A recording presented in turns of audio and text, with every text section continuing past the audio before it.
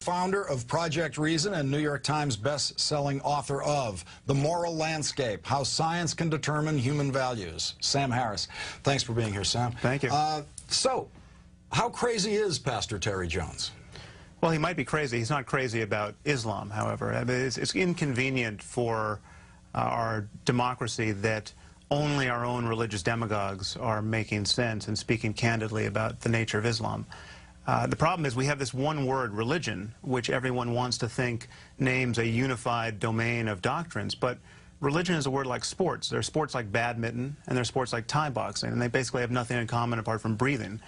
And we have to be honest about the actual doctrine of Islam, specifically about the doctrines of martyrdom and jihad. And only our own religious lunatics, frankly, are incessantly honest about the liabilities of these ideas. And we have people like Mayor Bloomberg saying that 9/11 had nothing to do with Islam, and Islam is a religion of peace. And that is delusional on its face. And I think it's a destabilizing lie that we can't keep telling ourselves. Now, someone like Pastor Jones can be, in your view, right about Islam, but what animates him is a defensive competitiveness about his own religion. Mine's better than yours. My religion's better than yours, and here's how crazy your religion is. I mean, that's what directs his thinking, right? Yeah, no, he's right for the wrong reasons, and this is something that should trouble us. I'm worried about living in a world where the only people who are certain of moral truth are religious demagogues who think the universe is 6,000 years old, and that we'll have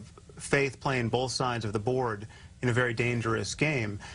We have to talk honestly about human well-being and about the factors that encourage it. And so Pastor Jones is not well-equipped to do that. He's well-equipped to notice that the jihadists really believe what they say they believe, and they're blowing themselves up and infringing on the rights of women based on their beliefs and not based on economic problems or our own missteps in our war on terror.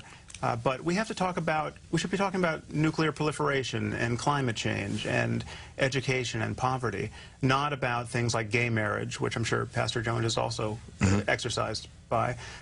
And, you know, we shouldn't be watching cartoonists have their lives threatened by people who can't tolerate jokes about the Prophet Muhammad. Now, Ron Paul has been very clear on this subject. He says the outcry over the building of the mosque near Ground Zero implies that Islam was alone responsible for the 9/11 attacks.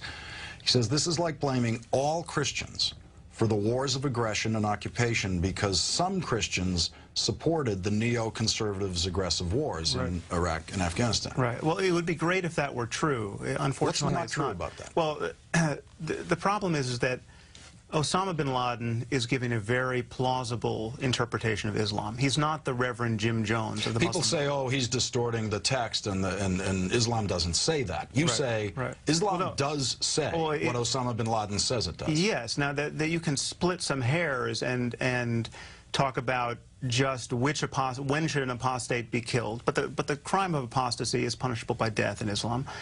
There's no version of Islam which says you should be free to criticize the Quran. It's just the product of human minds. The Prophet Muhammad was a man like any other man and can be criticized. I mean, there's no Reform Judaism version of Islam, and we have to encourage. But there is there are moderate Muslims. Well, I should be clear.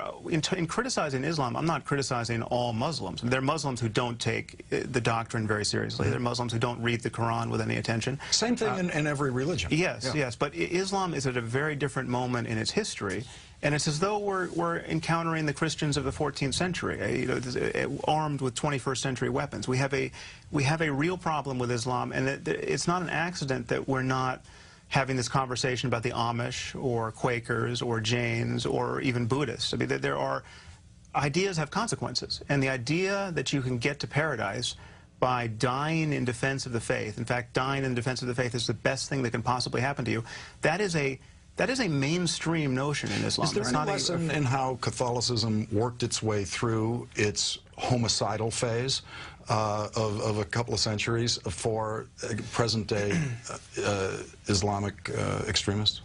Yeah, the problem is we just don't have 500 years to work it out. We were burning heretics alive for 5 centuries in Europe. and it's understandable based on a certain reading of the Bible.